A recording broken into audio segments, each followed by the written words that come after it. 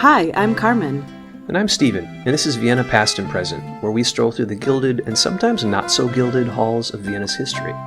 You may have noticed a tragic news story recently, the death of Felix Baumgartner, an Austrian professional daredevil. I think both of us knew of him vaguely, but after a bit of Googling, we thought his story deserved a deeper look. And as we researched him, his story started to feel like a natural follow-up to our last episode about Wilhelm Reich. Felix was another very original character and risk-taker. Reich may have invented and sat in cosmic orgasm boxes, but Felix probably got closer to interacting with real cosmic elements. This is another time we're kind of leaving the Vienna city limits, and it's the first time we're leaving Earth's atmosphere, at least partially. How's that for a teaser?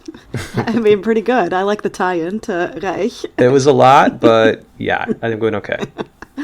All right, so the cosmos is where we're at. We're going high, at least higher than anyone really thought possible for a skydiver, which is typically what Baumgartner is known as, right? I think if you Google him, it will say that he's an Austrian skydiver, but he did a lot more than that. Okay. He's also a pretty controversial figure, which we will get into. So he's known for jumping off some of the tallest, strangest, and most dangerous things in the world. And in 2012, he went so far as to break the sound barrier in freefall, which is what you briefly referenced in terms of leaving Earth's atmosphere. Yeah, so we're back at the recent past. This may be another case of a person who defies the rules, defies common sense, then eventually departs from it completely or partially, you be the judge, and maybe pays the price for it. I'm guessing he knew that price, though. Bit of a spoiler alert, but yeah, definitely a risk taker, maybe more of a doer than a thinker. Good story, but maybe a tragic one. Okay, you're probably getting it, so I'll stop now.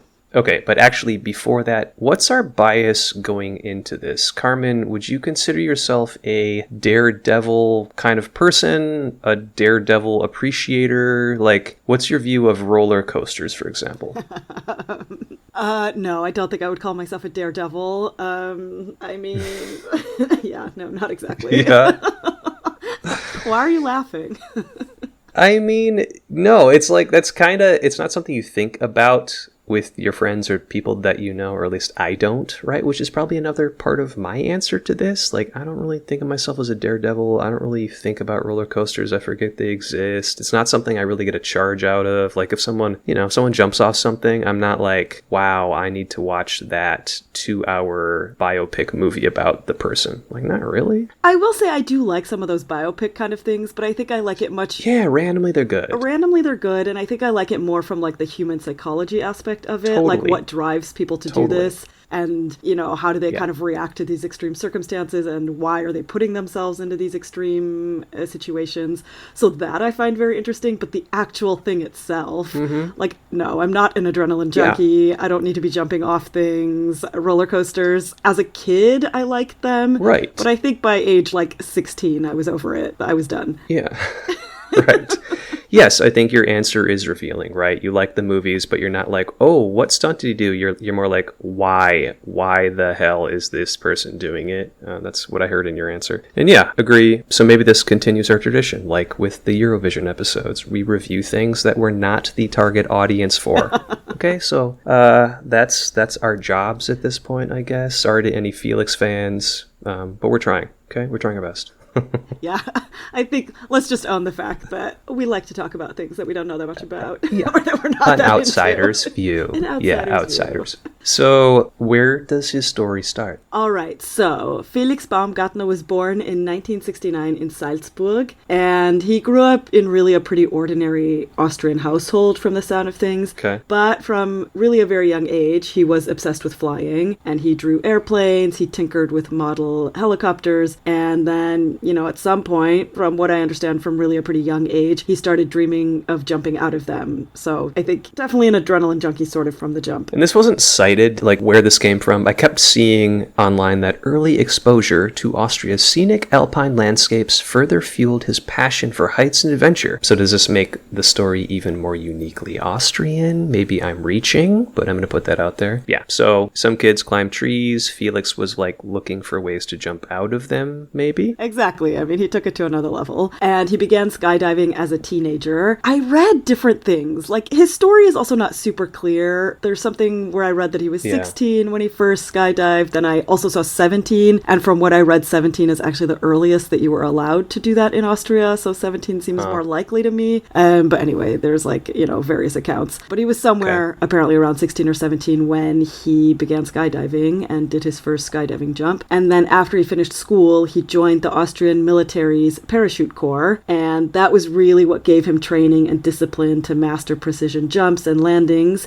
And he took to it very quickly, and he became so skilled that manufacturers actually recruited him to test experimental parachutes. Okay, I didn't really research this, but it's kind of sounding like, there's test driving cars, but, in this case, your car malfunctions and you die? Like, I'm kind of curious what parachute testing involves. That's actually a really good question. Yeah. Especially because it's experimental parachutes. I mean, that sounds even more dicey. What are we experimenting? Right. I guess that was a Google too far for me, though, so, that question will remain. Anyway, so at this point, Felix's impulsivity started to be a factor for him, I would say. He ultimately wasn't army material. In his own words, he had problem being a subordinate. He couldn't follow, quote, stupid orders. He was actually classified as militarily unsuitable, and he was dismissed from the army. Shortly after that, he trained as a boxer. He won his only semi-pro fight, but then stopped for kind of unclear reasons. Information is kind of thin for a few years, but then, a few years later, he starts training with an American base jumper in Bavaria. That was in 1996, and that was kind of the beginning of his daredevil fame years. He also really pushed beyond traditional skydiving into base jumping, and when I looked into this, I went down a little rabbit hole about base jumping, because I've never thought about it too much. I mean, I've obviously heard of it as an expression. Yeah, I just thought it's like you jump off something, you don't have a parachute. That's kind of all I knew. Yeah, although it turns out that it actually often does involve a parachute. So I think it's evolved into something where you have these like wing suits, right? Which is what I think of it now as. But when I was Googling it, first of all, do you even know what BASE stands for? Because I did not. I didn't even know it was an acronym. I mean, you just jump to a base, right?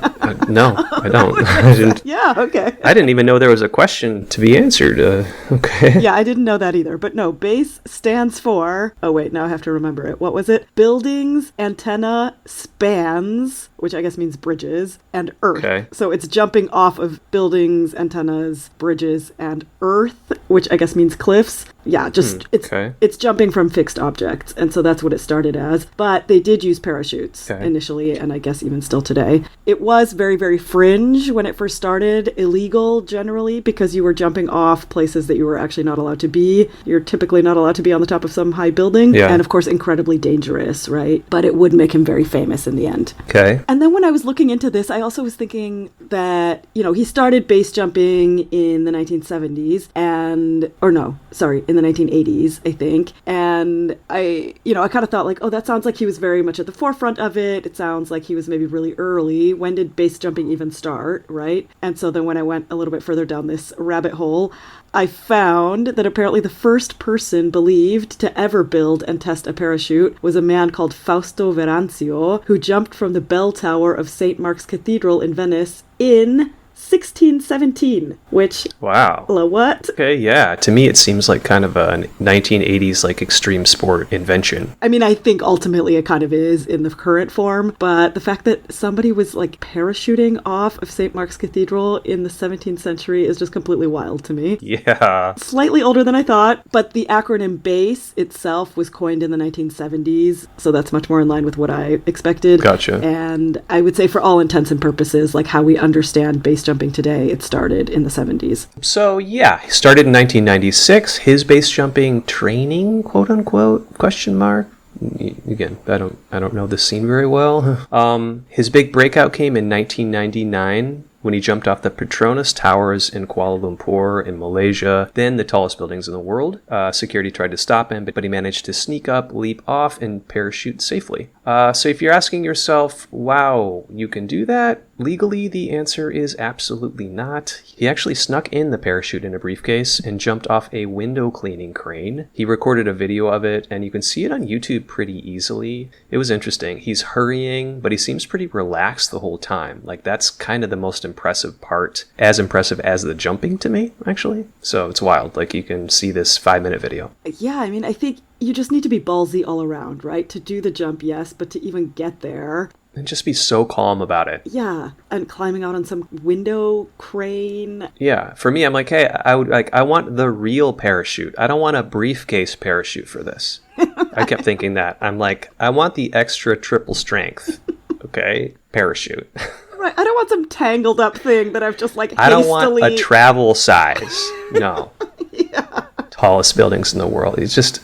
Anyway. I mean, yeah, it's a different kind of person, I think. But anyway, I mean, he didn't stop there either. He kind of was always trying to top himself. And in 1999, he climbed onto the arm. Same year. The same year, later that year, yeah, exactly. I think the Petronas Tower was like somewhere in the spring. And then I think it was in December that he went to Christ the Redeemer, the statue in, where is that, Rio de Janeiro, right? Mm-hmm, in Brazil, yeah. Right, in Brazil. And he climbed out on the arm of the Christ the Redeemer statue, which apparently is barely wide enough to even really stand on, and he jumped off of that. And this was, I think, my notes say officially, but actually I'm not sure that's totally true because it ended up being a bit controversial. Okay. But anyway, it is recorded in various places as the lowest ever completed base jump with a height of just 95 feet or 29 meters. And that's apparently even more dangerous than jumping from a super high building because you just have less space to actually... There's like less margin of error, right? If something goes wrong, you have no time to adjust. But this jump is controversial because, he gave that as the height of the jump, and that is the height of the hand of Christ the Redeemer to the ground. But he actually landed on a slope below the statue's feet, so he got a few meters extra. So it was a bit more height than he had claimed. And other base jumpers had also previously jumped from the statue, so he was not the first one. Okay. But the others avoided publicity, and he was the first one to really publicize it and kind of make a big thing out of it. And from the sounds of it, at least around that time, I don't think he was too popular in the base community because he was sort of doing some self-promotion and, maybe not quite in the spirit of the rest of the community. Right. So, I mean, at the risk of this becoming a base jumper community drama show, yeah. People can Google that. I'm kind of curious now, too. What that conversation would be like. No, you didn't. You landed on a slope that's 4 feet. Anyway, go ahead. It was at least 31 meters, not 29. Stop fudging the numbers. Yeah, I don't care anymore, yeah. Right. He didn't stop there either. So he was kind of always coming up with new stunts and new kind of, records and stuff that he could break. And so in 2003... this was when he really started to use these carbon fiber wing suits. And so he strapped on one of these custom wing suits and he became the first person to fly across the English Channel in free fall. And when I initially read this, I was like, what? How does that? I don't even understand how that works, right? How are you flying across the English Channel in free fall? Yeah. It seems too long. Or like too wide for that. And how high are you starting? And how is any of this working? Yeah. From what I understand, apparently it's 35 kilometers wide. Okay. And I thought he was just like jumping off the cliffs of Dover or something, which wouldn't really work. It turns out he did jump out of an airplane for this and then just kind of glided down towards the French coast somewhere. Pretty much flying squirrel style. Okay. And it took him 14 minutes to glide over these 35 kilometers, which, I mean, it's a decent speed. Yeah. Okay, yeah. I mean, again, impressive, wildly unappealing to me personally, but I'm very impressed, right? Like, my gosh, you just are, wingsuiting across the channel? Okay. Yeah. So, I mean, you do you, but yeah, so unappealing to me as well. Like, zero inclination to ever do anything remotely like that. Yeah. Okay, so he's very known for his stuff with Red Bull. Where does Red Bull come into all of this? Yes, exactly. So, Baumgartner had been working with Red Bull since the late 1990s. They were already sponsoring extreme athletes and events. And Baumgartner actually went to Red Bull to team up with them, and they denied him initially because, I don't know, he was not well known.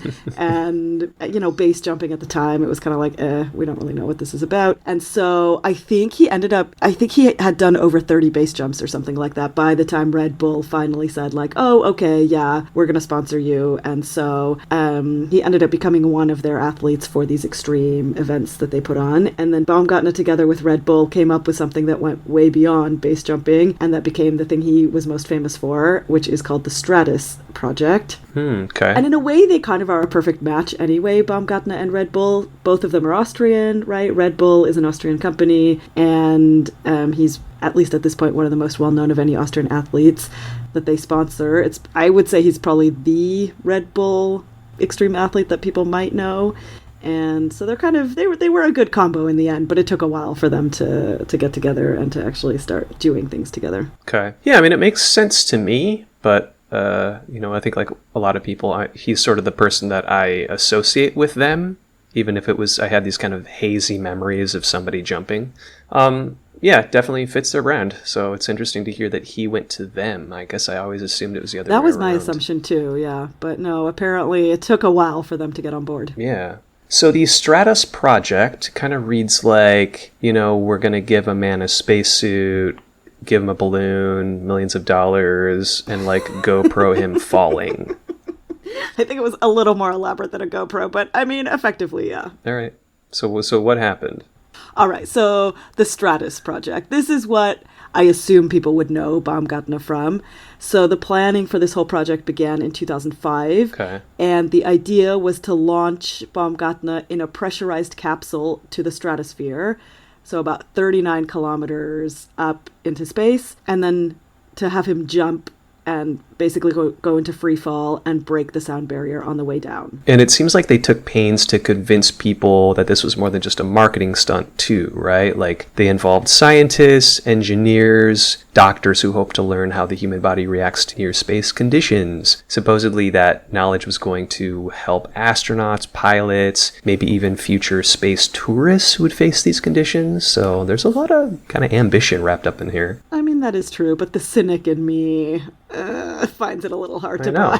I know. As I was reading that, I think you could hear it. I was kind of like, wait, Red Bull? But also future space tourists. Maybe we should find out what Katy Perry took from this whole...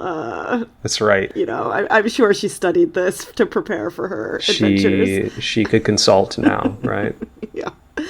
But anyway, I mean, the risks definitely were massive because 39 kilometers up at that altitude, if his suit failed, his blood could literally boil from the low pressure, apparently, which is kind of crazy. And if he went into an uncontrolled spin, which was one of the major concerns, and which did actually happen for a short period of time, wow, he could have also lost consciousness from the spinning and then also died because he would have not been able to recover from an uncontrolled spin. Yeah, and I guess I didn't know it was this high. You said 39 kilometers up. I think when I saw that video, I'm just like, oh, he's at 2-3 kilometers. I don't know. Like it just didn't.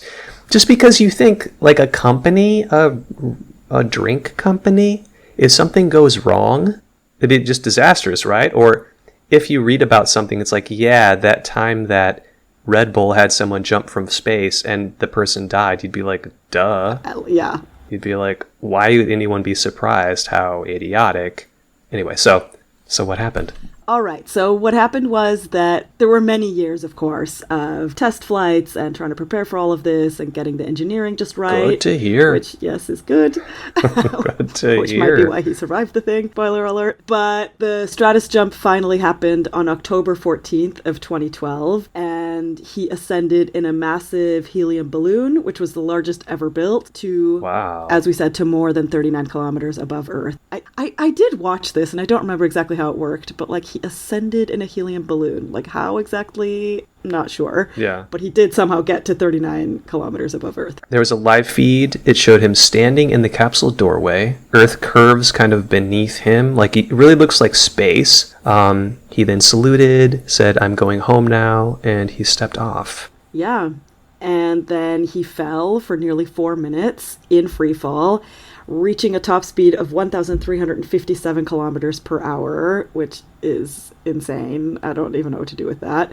Apparently that's Mach 1.25. That means nothing to me. Does that mean anything to you? That's like airplane speeds. Yeah, something like that. And he became the first human to break the sound barrier without a vehicle. And like I mentioned before, he did spin dangerously at first. So there was a period where he kind of went into this uncontrolled spin briefly, but he managed to regain control, and he deployed his parachute at about 2,500 meters and ultimately landed safely in the New Mexico desert. What? Yeah. Just get up there and you're like, hey, aim for New Mexico, okay? Right. What? So over 8 million people watched live on YouTube. That was a record at the time. And coincidentally, that's like the entire population of Austria watching it once. Okay, factoid. Okay, I kind of doubt it was all them, but you know. There might have been a few other people also watching, but yeah, that would be the whole population of the country. I watched it, but I only really vaguely remember it at this stage. I have to say, looking back, I'm surprised that YouTube managed to handle this, like 8 million live stream, like people watching at the same time. Like, right. Shocked they didn't, have an overload and a crash. Yeah. But it was an event, and, it's not every day that Austria makes headline news, and so people tuned in. Anytime there's something that is halfway positive about Austria in the news, we do tune in. Yeah, I do think I watched it live. Honestly, I think I remember it being kind of boring, because, he just jumps out and falls, and you're like, okay. Yeah. And it's grainy footage. It's obviously not a very good image of what's happening. The question is was there an actual point to it? Stephen, you said that scientists wanted to study how the human body reacts in such conditions. Did they learn anything? Or was this like a pre-social media version of Katy Perry Goes to Space? Okay. That's a second Katy Perry joke. And I think it's fair. Yeah. That's my modern reference. Right. I think it's kind of unclear. I dug into what actual science came from it. The most promising data had to do with the prevention of ebulism, and that's not embolism. It's just E-B-U-L-L-ism. That's a condition that happens in high altitude where water vapor bubbles form in your body where they shouldn't. It sounds like a lot of data was collected and engineering concepts were proven, but I couldn't find any major contribution to science, in the form of a paper. At least not that I could discern. I'm not a scientist myself. Maybe I don't know how to read these abstracts correctly. But yeah, on a scale of, between Katy and NASA, it's probably above Katy Perry's contributions to science, but I don't feel like this is a NASA grade. Oh, here, now everybody knows this thing we do every day because Felix's jump. So yeah, I'm sorry. I don't know what the reaction would be to that is it's laughter, maybe you're sad. So anyway, how did he follow this up? How could Felix even follow this up? Well, it's a tough one to follow up on, right? Jumping from space, having 8 million people watching you live. There's not really very far you can go after that. And in fact, after that jump, he announced his retirement from extreme jumping. So that was kind of the peak of it for him. And then he shifted more towards helicopter piloting, flying rescue and firefighting missions, and he even tried out motor racing for a short period of time. Okay. Very Felix-y. You retire from extreme stunts by taking on slightly different extreme stunts that are maybe 5% less extreme. More earthbound, right. I guess. There's something to say for that. Yeah. He kind of moved on to those sort of things. But what he made headlines for in the last years, after his retirement, was his very outspoken political views. And he took on some very controversial stances on issues like immigration and COVID, sparking debates and really dividing public opinion in Austria. So I would not say that he's very well liked or popular. And in addition to that, he was also convicted of battery in 2012 after slapping a truck driver in the face. So, it was not smooth sailing, I would say, after his Stratus project jump. Yeah, it was kind of my sense, too, as I was reading through this stuff. He seemed to transition to being in the news for weird and or wrong-ish reasons. He called random prominent people idiots and whores. on social media. These were men, actually. He had to pay a defamation fine at one point for that. And I don't know if he was in the news for this exactly, but he also built a bit of a reputation for himself by dating beauty queens, including German Playboy Playmates of the Year. He dated a Miss Lower Austria 2006, and he was in this decade-long relationship with a Romanian TV presenter at the time of his death. So yeah, I guess he liked, prominent, sexy women. I don't know what to say.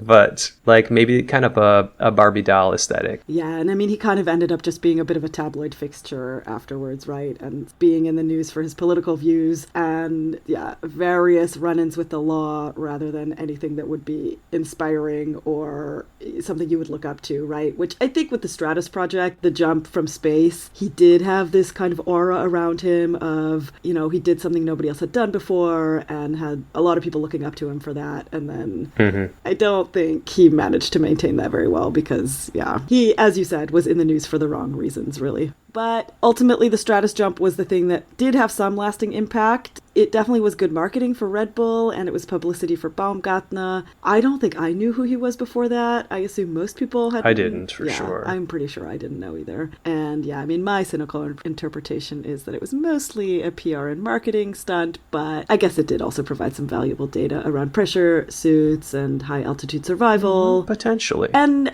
I will say, all the engineering that goes into even building that kind of capsule and getting him into space, there must be a value to that as well, right? It did set a benchmark for what human beings could physically endure, and it proved that the sound barrier could be broken in free fall, which had not been done before. Yeah, like new benchmarks for energy drink advertising. Which is what it's really about. Okay. Yeah, so that brings us to today, or today-ish. Just recently, the news broke that Felix died in a paragliding crash during a routine flight. What was routine for him? I'll let that question kind of hang as I guess I couldn't really tell you more than I've told you already. He was 56. Right, which is unfortunate, but also tragically fitting somehow. He lived his whole life on the edge. And, actually, it's a little shocking, I would say, that it wasn't base jumping or the stratosphere or flying across the English Channel that he died from. It was ultimately motorized paragliding, which seems very tame for him. This was like his retirement activity. Mm-hmm. So you would have expected that at this point he kind of had survived most of the things that could have really gone wrong. But yeah, tragically, he did end up dying just recently, I think just 2 months ago or so, if even that much. Yeah, maybe not that spectacular end, like you're saying, but definitely still in the extreme sport category to me, I guess. The details I could find about the death seem to conflict a little bit. Some stories suggest there was a problem with his paraglider. Other sources seem to say that he suffered a cardiac event while flying, but they both say that he crashed into a hotel pool in Italy. He injured someone on the ground, and he was probably dead instantly, regardless. Terrible. But it feels like there could be worse deaths in that scenario, or like you were saying, certainly for him and all the different stunts he had done in his life. Yeah, it's a bit sad, of course, but I think if you're in that extreme sport arena, either... It seems like something you would think about. And I think either you really fully quit, which most of these people can't do because they're sort of out for that adrenaline rush, or you kind of die doing one of these things. Those are sort of the only ways that it can end.